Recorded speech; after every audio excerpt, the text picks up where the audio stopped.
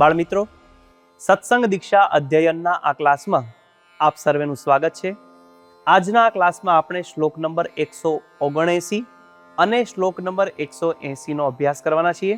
તો સૌ પ્રથમ શ્લોક નંબર 179 ની પહેલી કડીનું ગાન કરીશ, તેને ધ્યાનથી સાંભળજો. સત્સંગ શાસ્ત્ર પાઠાદ્યૈર્ગર્ભસ્થામે વસંતતિમ. ફરીવાર, સત્સંગ શાસ્ત્ર પાઠાદ્યૈર્ગર્ભસ્થામે વસંતતિમ.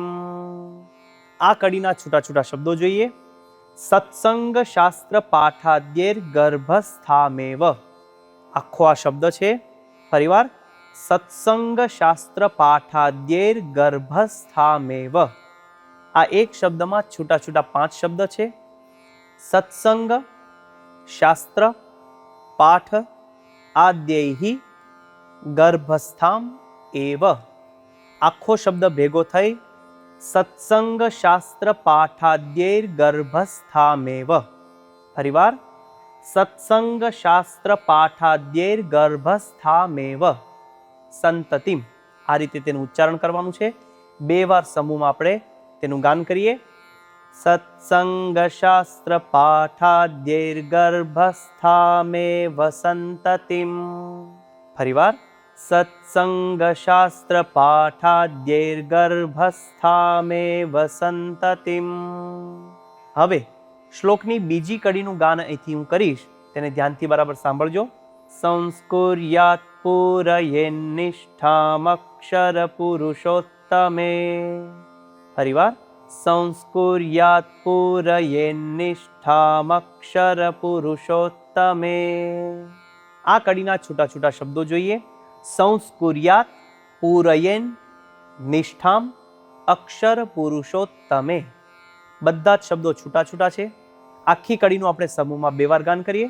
સંસ્કુર્યાત પૂરયેન્નિષ્ઠામ અક્ષર પુરુષોત્તમે. ફરીવાર, સંસ્કુર્યાત પૂરયેન્નિષ્ઠામ અક્ષર પુરુષોત્તમે. હવે આખા શ્લોકનું સમૂહમાં 2 વાર ગાન કરીશું. સત્સંગ શાસ્ત્ર પાઠાદ્યૈર્ગર્ભસ્થામે વસંતતિમ.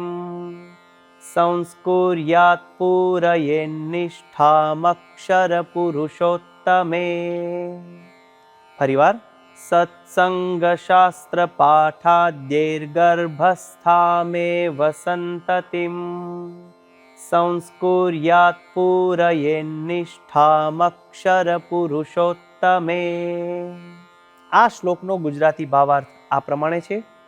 સંતાન જ્યારે ગર્ભમાં હોય ત્યારથી જ તેને સત્સંગ સંબંધી શાસ્ત્રોનું વાંચન વગેરે કરીને સંસ્કાર આપવા અને અક્ષર પુરુષોત્તમ મહારાજને વિશે નિષ્ઠા પૂરવી.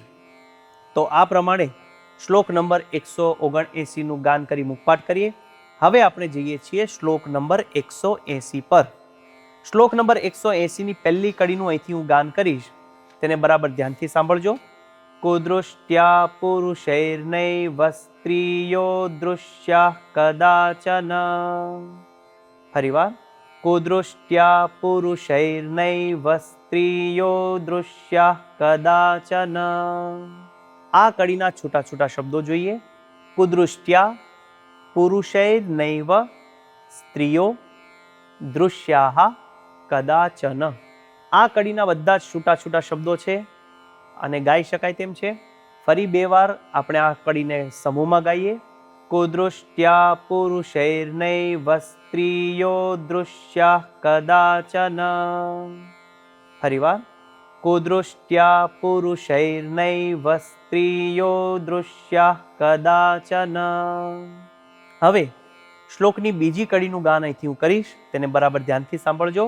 એવમેવ કુદૃષ્ટ્યા ચ સ્ત્રીભિર્દૃશ્યા ન પુરુષાઃ. ફરીવાર, એવમેવ કુદૃષ્ટ્યા ચ સ્ત્રીભિર્દૃશ્યા ન પુરુષાઃ. આ કડીના છૂટા છૂટા શબ્દો જોઈએ. એવમેવ કુદૃષ્ટ્યા ચ સ્ત્રીભિર્દૃશ્યા. સ્ત્રીભિર્દૃશ્યા ન પુરુષાઃ. બધા જ શબ્દો છૂટા છૂટા છે.